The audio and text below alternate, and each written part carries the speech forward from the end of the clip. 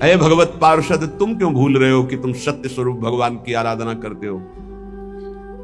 प्रेम पूर्वक जप करना, समदर्शित्व भाव लाना।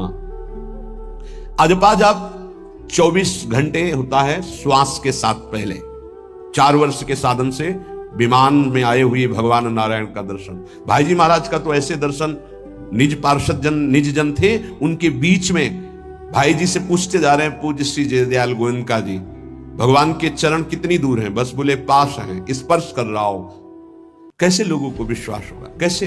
जैसे वो एक विज्ञान से पढ़े लिखे डॉक्टर, तो उनको लग रहा था कि संत ऐसा कैसे कर सकते हैं कि किसी का कैंसर नष्ट कर दे।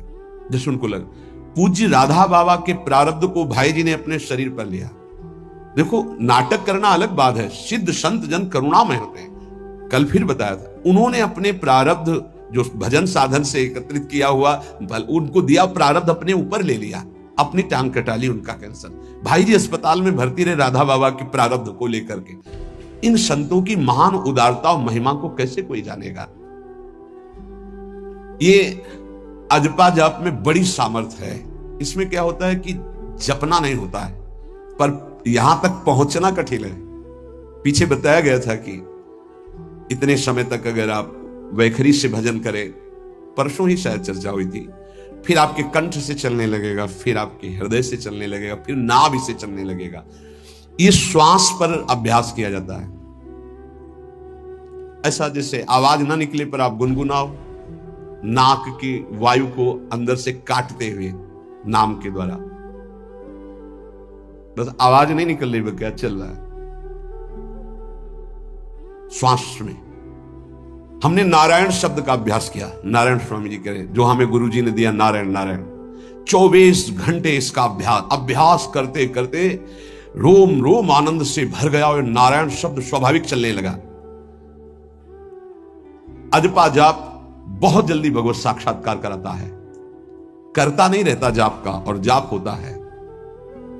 भोरी सखी जी ने भी कहा, नाम श्वास दो बिलक चलत है, इनको भेद नमो को भावे, श्वास ही नाम नाम ही श्वासा, नाम श्वास को भेद मिटा। बहुत जो चाहोगे प्राप्त हो जाएगा। ये रुपया पैसा संसार की भोग सामग्री, ये तुम्हें कोई देगा भी तो तुम्हारी इच्छा नहीं होगी, आसक्ति नहीं होगी इनकी तरफ। ब्रह्मादि के भोग सब विषम लागत ताई, नारायण ब्रज चंद की लगन लगी है जाई। अजपा जाप को निरंतर चलाने के लिए एकांत में भगवान की कुछ स्तोत्र और प्रार्थना है, उनको गाइए और रोइए, प्रभु से प्रार्थना कीजिए। क्या? मुझे अजपा जाप दे दीजिए, निरंतर भजन दे दीजिए, वो दे देंगे। हमने संतों से सुना है कि भगवान भजन मांगने की बात को बड़ी जल्दी पूरी करते हैं, कि मुझे अखंड भजन दे दीजिए। हृदय से जब चाहोगे तब, वो अंतर्यामी है, वो आपके अंदर बैठे देख रहे हैं। भगवान मुझे भजन दे दिए, आपके चल रहा विविध भोगों की, तो पहले उन भोगों को नष्ट करेंगे या पूर्ण कराएंगे, तब आखिरी बातें आएगी। जब विभीषण जी श्री भगवान के सन्मुख गए,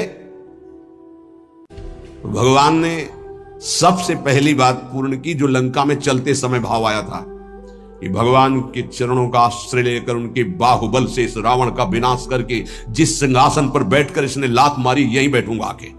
पहला काम किया, समुद्र का जल मंगाकर लंकाधिपति पद पर अभिषिक्त कर दिया। और लंकेश कह के उन्होंने कहा कि प्रभु उर्कछु प्रथम वासना रही, प्रभु पद प्रीति सरित सो वही।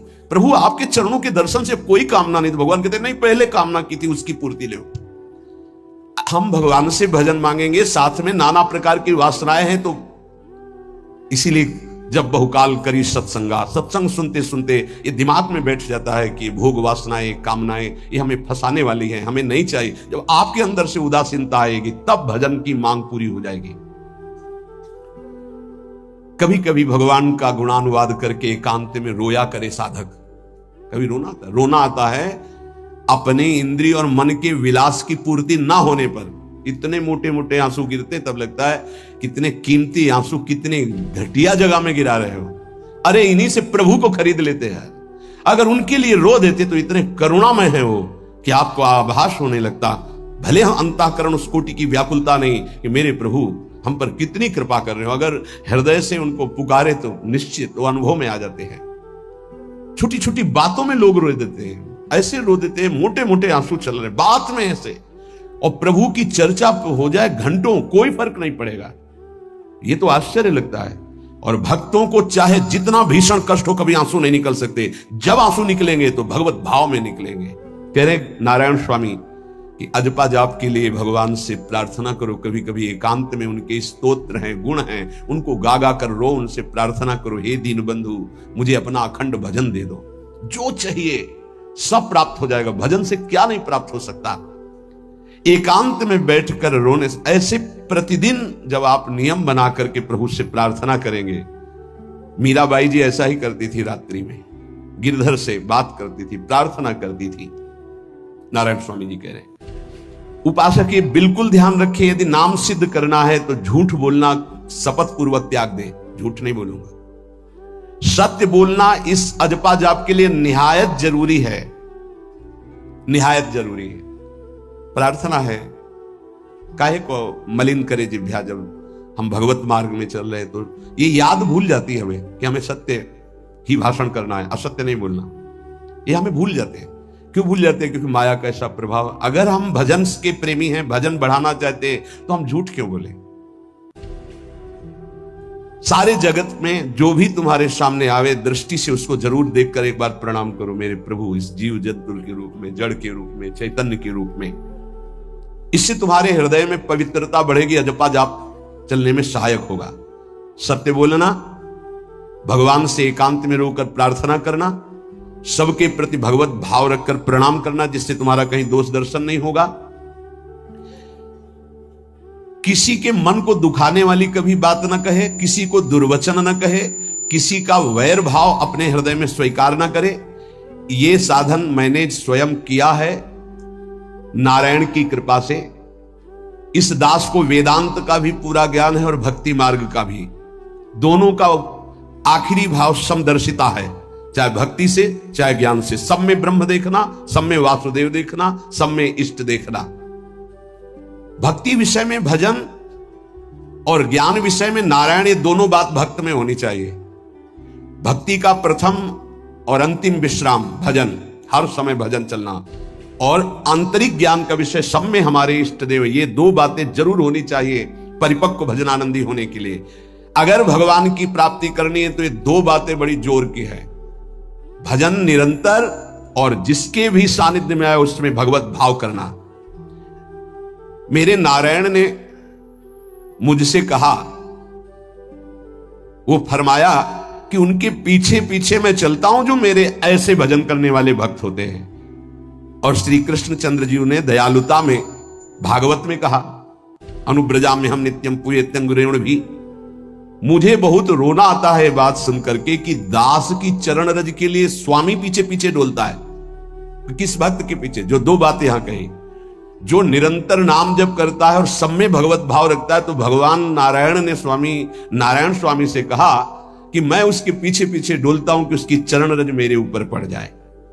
और भगवान श्री कृष्ण चंद्र जी ने कहा, निरपेक्षम मुनिम शांतम निर्वैरम समदर्शनम। निरपेक्ष जो किसी की अपेक्षा नहीं रखते, किसी से कोई संबंध नहीं, स्वार्थ का। मुनिम जो निरंतर मंत्र का, नाम का मनन करते रहते हैं। शांतम हर द्वंद्व की प्रहार स्थिति में वो शांत रहते हैं, विचलित नहीं होते। निर्वैरम कोई उनसे वैर करे तो भी वो उससे वैर नहीं करते। और समदर्शी सब में अपने इष्ट को देखते। ऐसे संतों के पीछे में भगवान कहते हैं उनकी चरण रज लेने के लिए हर समय पीछे पीछे रहता हूं। अहिंसा परमो धर्मा शास्त्रों में वर्णन किया गया है। इसलिए किसी भी जीव को कष्ट नहीं पहुंचाना है। गर्दन झुका करके रास्ते में चलना सीखो कि नीचे कोई जीव तो नहीं दब रहा हमारे पैर से।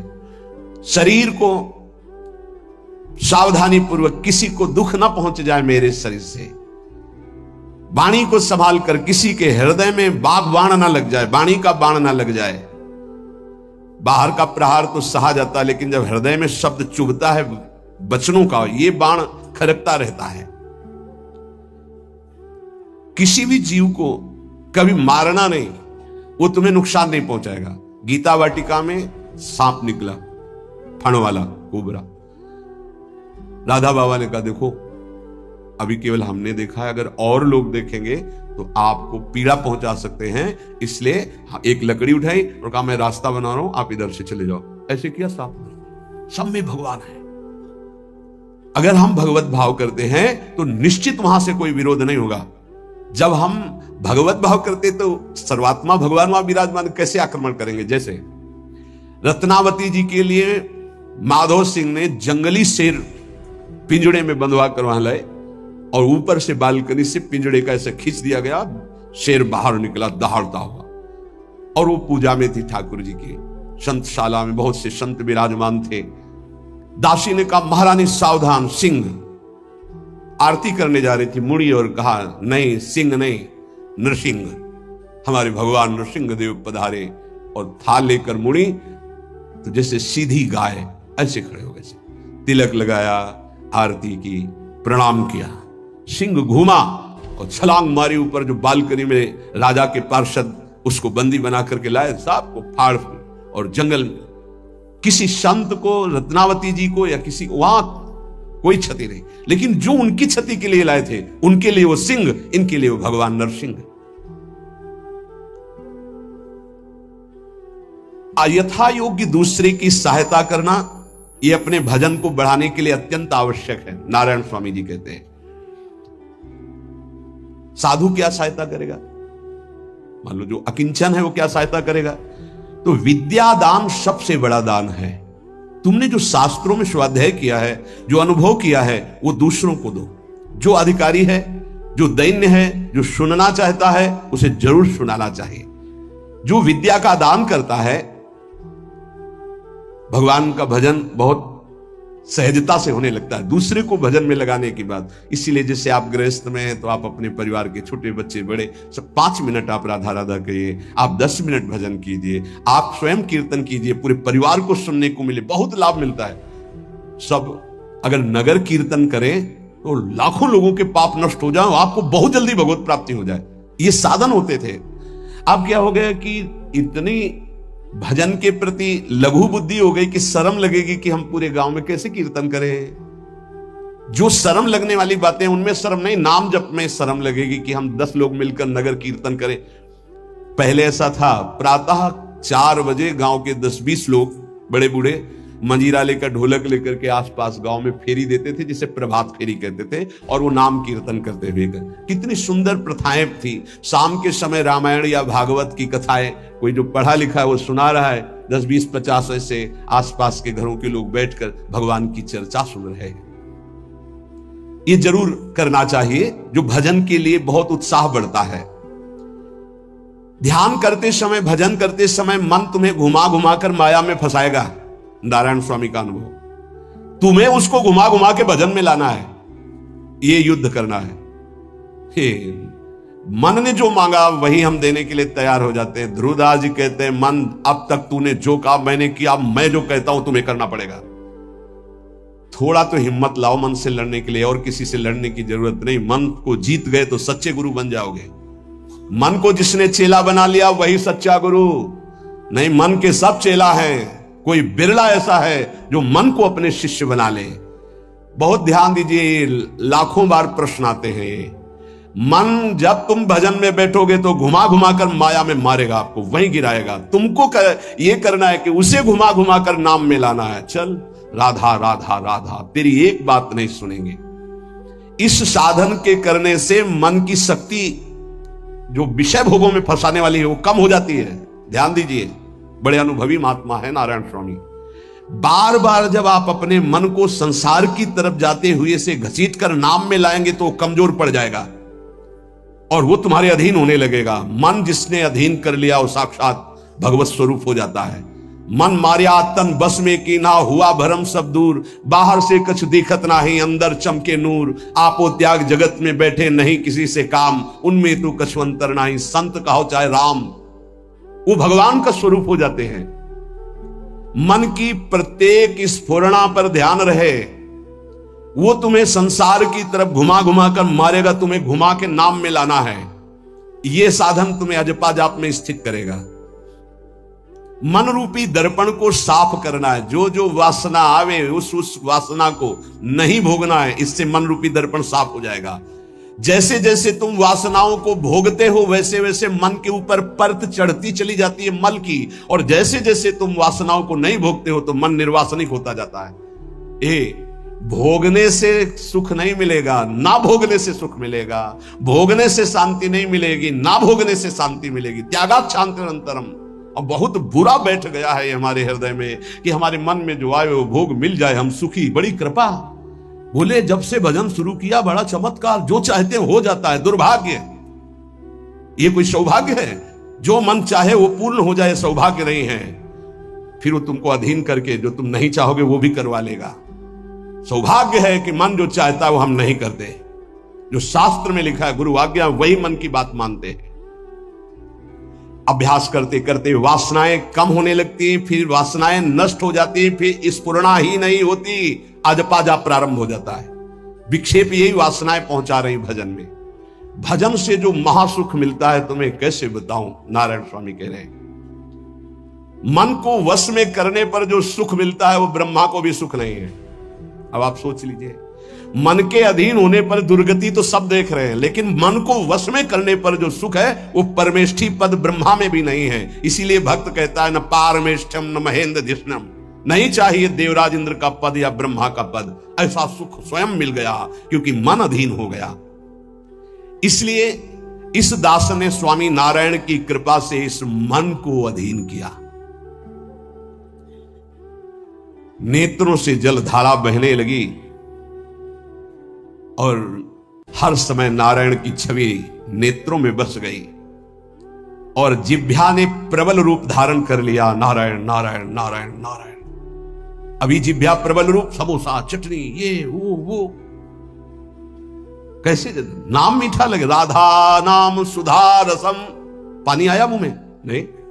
राधा नाम सुधा रसम, पानी आया मुंह में? नहीं आया। वो अभी गरम गरम समोसा, चटनी, ये या अमुक चीज या अमुक, मुंह में पानी आ जाएगा क्योंकि हमारी जिह्वा का स्वाद बिगड़ गया। बोले हमारी जिह्वा प्रबल हो गई। किस बात में? रुकी नहीं रही। राधा राधा राधा राधा, जैसे राधा बाबा की। नारायण स्वामी जी कह रहे नारायण नारायण नारायण। हमने इसको कैसे वश में किया? बाजार में जाता, मिठाई की दुकान के सामने खड़े होता, जो सब चीज दिखाता, फिर कहता नारायण नारायण नारायण, कुछ नहीं मिलेगा। चलो फल की दुकान में जाता, जगह जगह इसको हर चीज दिखाया, कुछ नहीं दिया। ये हमको जलाया, वो हम नारायण नारायण के द्वारा इसको शांत किया। माया ने हर चीज मंगवाकर हमारे सामने रखी पर नहीं खाया। ध्यान दीजिए, महापुरुष अपने इसको लिखने के पहले उन्होंने लिखा है कि मैं कोई लेखक नहीं हूं, मैं उन साधकों के लिए जो भगवत साक्षात्कार करना चाहते हैं उनके लिए रात्रि में अपने प्रिय नारायण का भजन रोक करके कुछ बातें लिख रहा हूं। अगर इनको स्वीकार करोगे तो आपका भी अजपा जाप चलने लगेगा, आप भी भगवत साक्षात्कार कर लेंगे।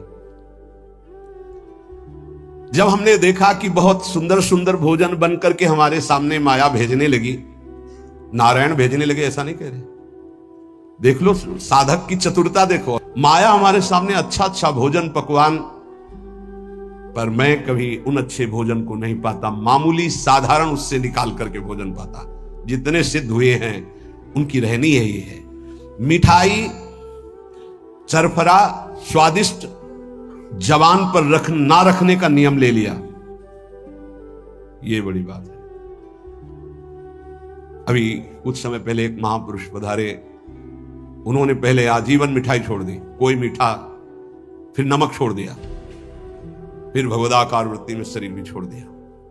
क्या महापुरुषों ने पाया है कि हम प्राण और शरीरों को इस सब कुछ समझते। पहले ही बता दिया था 3 दिन पहले कि अमुक समय में शरीर छूटेगा, और हंसते खेलते सबके सामने शरीर समाधिस्थ होकर छोड़ दिया। मिठाई, स्वादिष्ट चरफरा चाहते हैं अजपा जाप, लेकिन गुलाब जामुन पा करके, बढ़िया बढ़िया पदार्थ पा करके, भाई इनका प्रभाव है, ये भजन में नहीं लगने देंगे। देख लेना, भजन में नहीं लगने देंगे। और अभी 10 दिन केवल हमें समय दो आप, फिर हम आपको देखेंगे कि आप कितना भरपेट भोजन पाते हैं। किसी भी मिठाई में चीनी नहीं पड़ेगी और किसी भी दाल या कढ़ी में नमक नहीं पड़ेगा। मिलेगा सब कुछ, खीर भी मिलेगी, गुलाब जामुन भी मिलेगा, पर चीनी नहीं होगी। दाल भी होगी, सब्जी होगी, कढ़ी होगी, पर नमक नहीं होगा। चलेगा? 10 दिन बाद आप देखो अगर पेट न पचकने लगे तो स्वाद ही नहीं मिलेगा। ये क्या हो रहा है? ये जवान को संभालना है आज जाप के लिए। वो गोस्वामी तुलसीदास जी ने भी कहा, अगर लोन बिना सब्जी ऐसे सीठा भोजन तो बहुत जल्दी नाम सिद्ध हो जाए।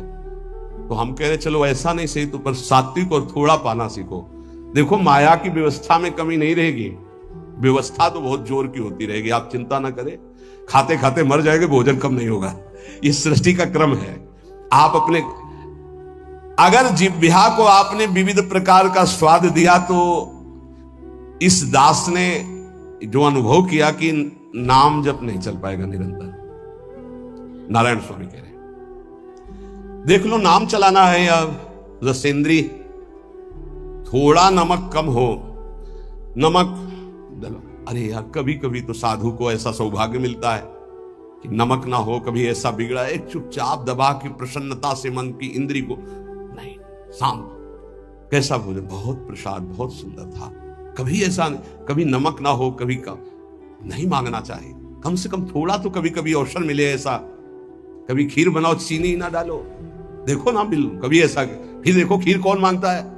एक दोना के बाद मान लो उपदेश हो गया कि तो एक दोना के बाद खीर नहीं, वो अजपा जाप के लिए खीर मला है अजपा जाप के लिए। ये रसेंद्री का विलास बहुत विचित्र, बहुत विचित्र है। खाते खाते मीठा शुगर हो गया, खाते खाते परेशान, लेकिन फिर भी रसेंद्री नहीं मानती।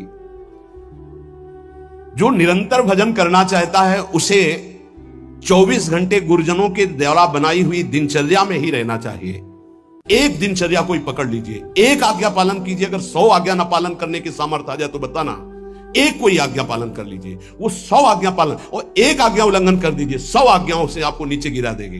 एक दिनचर्या पालन कर लीजिए, आप अपने मन को आज्ञा पर लगा दीजिए, एक दिनचर्या पालन कर लीजिए। कौन सी दिनचर्या ऐसी कठिन है जो आप पालन नहीं कर सकते? मैंने एक यूरोप का आदमी था, वो बहुत अमीर था। वो मरते समय घर वालों को कहा कि मैं एक वसीयत लिखा है, वो मुझे पढ़ने को मिली उस दिन। पूज्य नारायण स्वामी जी कह रहे हैं उसमें कोई रुपया पैसा की वसीयत नहीं थी। उसने एक बहुत मोटे अक्षरों में शब्द पूरा खाली, पूरी डायरी खाली, केवल एक शब्द, और कहा मैं ये वसीयत आप लोगों को लिखकर, time is money in the world. सही शब्द है कि गलत है? वर्ड होगा, हाँ, क्योंकि ज्यादा पढ़े लिखे। Time is money in the world. दुनिया में सबसे बड़ी संपत्ति समय है। दुनिया में सबसे बड़ी संपत्ति समय है। जब से मैंने ये पढ़ा तो इस दास ने समय की सदैव कद्र की है, हर समय को सार्थक किया है।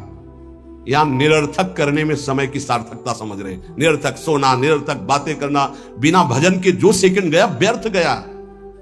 बहुत सुंदर बात है। जिसने समय की कीमत पहचान ली वो सबसे बड़ा संपत्तिवान।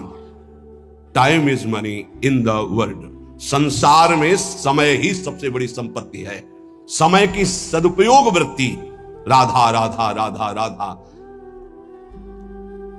इसको पाबंदी में बांधिए, तुम्हारा लोक परलोक दोनों सुधर जाएगा। समय को एक, इस समय ये, इस समय ये, इस समय ये, इस समय। परसों जब इसी का सत्संग हुआ था तो ये हुआ था कि यदि आपने किसी को 5 बजे का समय दिया तो 5 मिनट पहले पहुंच जाइए। यह साधक का लक्षण होता है। अगर 3:30 बजे से वाणी पाठ होता है तो आपको यहां 3 सवा 3 बजे ही उपस्थित हो जाना चाहिए। आप सर्वांतर्यामी भगवान के द्वारा दिया हुआ दिव्य मानव देह और दिव्य सत्संग, और इसको दिव्य बनाने का अवसर खो मत। नहीं, ये सोने के लिए नहीं, ये व्यर्थ के लिए नहीं, ये मुंह दिखी करने के लिए नहीं है, ये अंतः से पालन करने के लिए है। जब से मैंने ये शब्द पढ़ा था, time is money in the world, तो अपने जीवन में कभी 1 मिनट भी व्यर्थ नहीं खोने दिया, 1 मिनट भी। देखो, यही लगन नींद पर विजय प्राप्त करवाती है। यही लगन कि मुझे समय बर्बाद नहीं करना, जितना अधिक से अधिक भजन। पता नहीं आज शाम हो कि ना हो, हम क्यों अपने इस दिव्य समय को नष्ट करें? पर लोग समय कटता नहीं है, इसलिए टेलीविजन और कई कई प्रकार की बहिर्मुख वृत्तियों को स्वीकार करते हैं कि समय काटना है। बोले समय नहीं कटता। और सही पूछो तो भगवान से मनाया जाता है कि नींद ना आवे, कभी कभी रात्रि ना हो, इसके लिए कि मैं रात्रि हो गई तो 10 घंटे 8 घंटे सो रहा हूं। नहीं, रात दिन भजन, जाना है यहां से। पता नहीं आप लोगों के दिमाग में है कि नहीं है, हर समय बात है कि जाना है। कोई भी मिनट आखिरी हो सकता है, बिल्कुल चलो, जाना है। फिर किस बात के लिए उदास हो जाना, निराश हो जाना, क्योंकि ये पक्का पता है मुझे जाना है। कहां जाना है? लाडली जी के पास जाना है, जिनके लिए तरस रहे उनके पास जाना है। तो उसमें कोई भय है क्या कि जाना? जिनके लिए हम तरस रहे